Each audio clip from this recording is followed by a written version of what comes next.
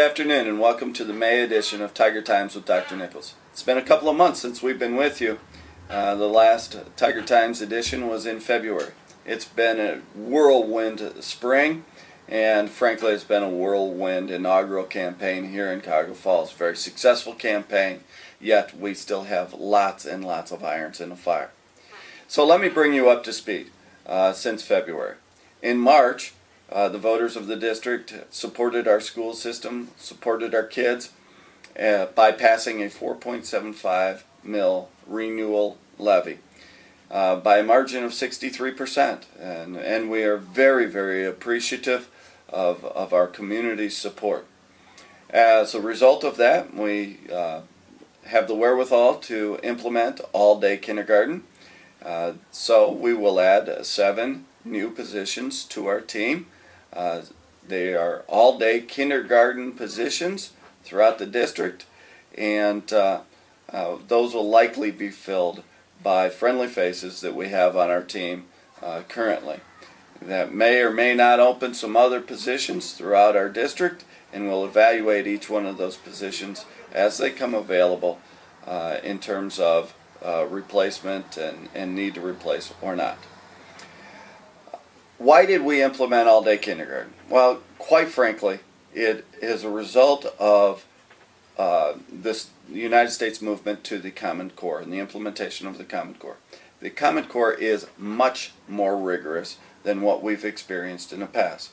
Along with the rigor associated with the Common Core will be rigor associated with new assessments. Frankly, not to dive into it too deeply, but what we've experienced in terms of 90% proficiency rate is likely to drop to 40% proficiency rate simply because an increase in the level of rigor and an increase in the benchmark to be determined proficient. Just for your own personal reference, what we've thought of as proficient in the past won't be proficient in the future. What we've thought of in terms of advanced and accelerated in the past will be proficient going forward. Along with the new assessments, there are new evaluations for teachers and principals that will be implemented over the next year or two. Those evaluations will be 50% based on student achievement and value added to the student. Along with the new evaluation systems, there's new licensure that's implemented in the state of Ohio as well. And the licensure system requires a lot more professional development and a lot more leadership amongst our faculty and staff.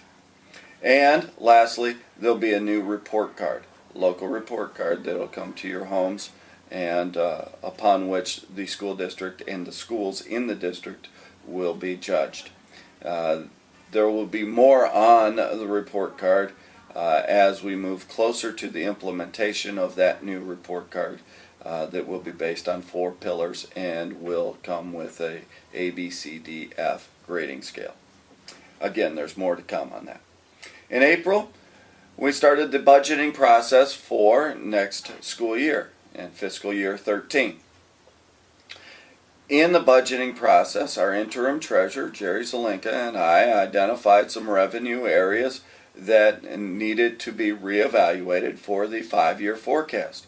The 2 items specifically are the tangible personal property tax reimbursement from the state of Ohio.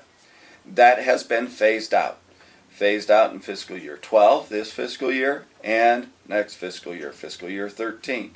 Each of those 2 fiscal years will see a reduction in revenue. Cuyahoga Falls will see a reduction in revenue of more than $850,000 each of those 2 fiscal years. In addition, the district went through its triennial update. What does that mean? That means the property valuation within the district. The valuation of property in this district, because of the economic times in the housing market, has been reduced from a little over $805 million to approximately $745 million. That $60 million reduction in property valuation results in $1.3 million in reduced revenue for every fiscal year in Cuyahoga Falls. We'll experience half of that in fiscal year 12, all of it in fiscal year 13. Why only half in fiscal year 12? Because the tax rates go into effect and evaluation goes into effect January 1, 2012, which is halfway in this fiscal year. Our fiscal year runs July 1st to June 30th in each of the calendar years. Well, that's the revenue side, and that's the bad news. You know, we're experiencing reduced revenues. What's the good news?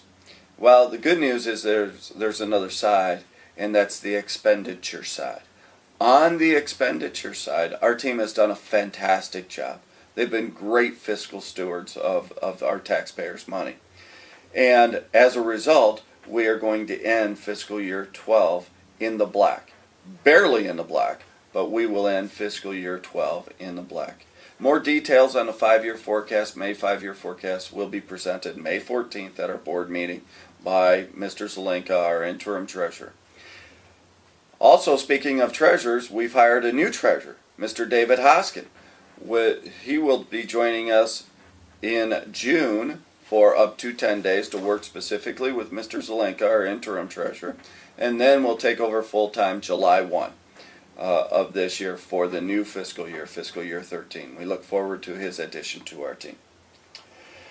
Also, on the revenue side, we are hoping to increase our revenue by increased enrollment. And so as we move into May, we have open enrollment. We've gone through open enrollment registration. It's still open to some degree. We're filling those positions, those seats in our schools, and look forward to an increase in student enrollment throughout our district. We are also taking all-day kindergarten registration. So please register your children for kindergarten. We look forward to increased enrollments as a result of those two pieces. We also look forward to increased enrollments as a result of our program of studies and perhaps attracting students that live in our district from community schools or other types of situations to take advantage of our academic programs. May 1st, we held our PT21 community engagement event. I hope you were there. It was a fantastic audience. We had 600 people enjoyed spaghetti dinner. And then we're led on a tour through the building, a look at the past, a look at the future of education. We would direct you to our website. The PT21 community engagement event is on the website. You will be exposed to a video that we showed that evening in terms of entitled Shift Happens. You need to take a look at that video in terms of what we're capable of right now in education. Also want to direct you to 3 different websites, Khan Academy, Instagrok, and iTunes U. Those are the things we're capable of now.